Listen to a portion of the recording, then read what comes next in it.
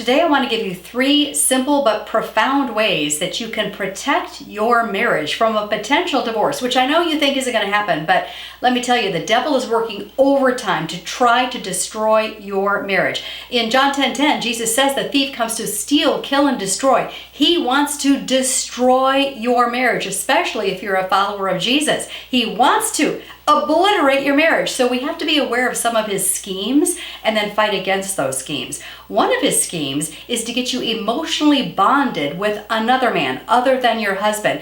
And this is just insidious, how the devil will take his time to weave a spider web, basically, to entrap you in this relationship with another man. Maybe it's a male coworker or your boss or the neighbor guy.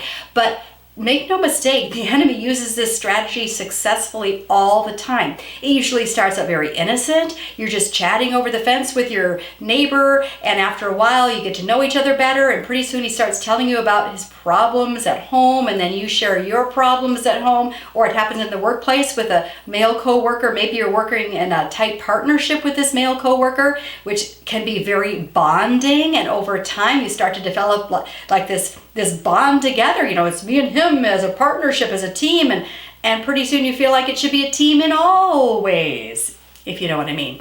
Be alert to the enemy's schemes. Have some rules that your husband and you talk about ahead of time about not spending time alone with a member of the opposite sex. Even if it's a work situation, that you keep the door open if it's you and another guy working in an office together, that you have, certain rules to prevent there being this deep emotional bonding and connection with another man. So that's one of the weapons the enemy uses, trying to get you enticed into emotionally bonding with another man, which usually ends up becoming an affair, believe it or not.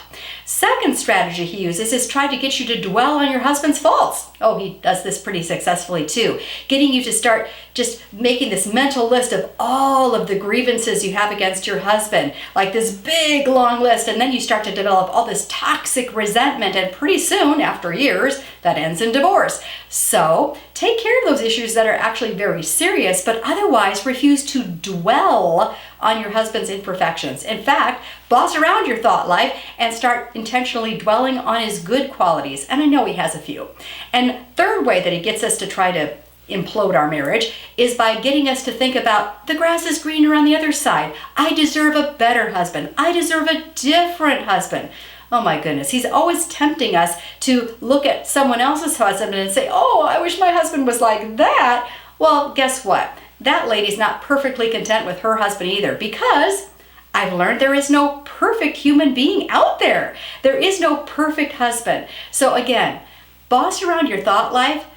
Instruct yourself to dwell on your husband's good qualities, and if there is something where he's sinning against you, then deal with that. Go see a counselor or a pastor if you need to, but refuse to dwell on your husband's imperfections. Hebrews 12:15 says, let no bitter root grow up among you to cause trouble. So don't let that trouble take hold in your household.